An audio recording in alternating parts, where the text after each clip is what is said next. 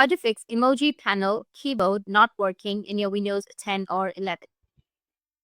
So if you want to fix emoji panel on your keyboard is not working in your Windows 10 or 11, then what you need to do is you just need to simply go with your Windows and R keys together, and then you'll have this kind of interface. Now here you need to enter C Windows System 32 ctfmon.exe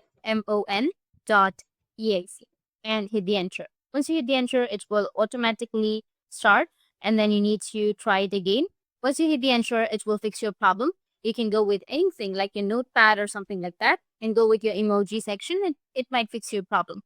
But if it's still not working, then you can go with the second option. Click on the Windows icon, and then you need to go with Registry Editor.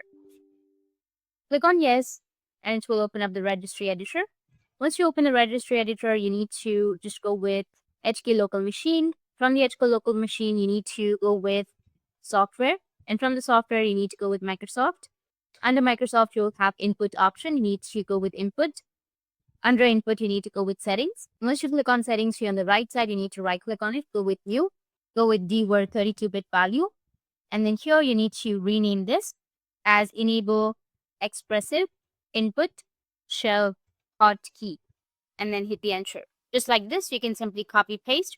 Once you have done this, just double-tap on it and go with Modify. And here, make sure the value data is set as 1. Go with OK and check. Your problem will be fixed.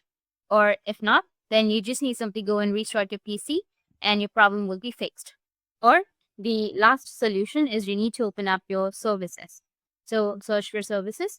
And once you're on your services, you need to go with T interface. Now from here, you need to go with Text Input Management Service. Or you may also have an option of Touch Keyboard and Handwriting Panel Service. You need to just right-click on it. And if it is disabled, you can just simply go and enable it. And after enabling, your problem might be fixed. After that, go and restart and your problem will be fixed. That's it. These were the few solutions. And if you have any questions, feel free to comment below. Thanks for watching.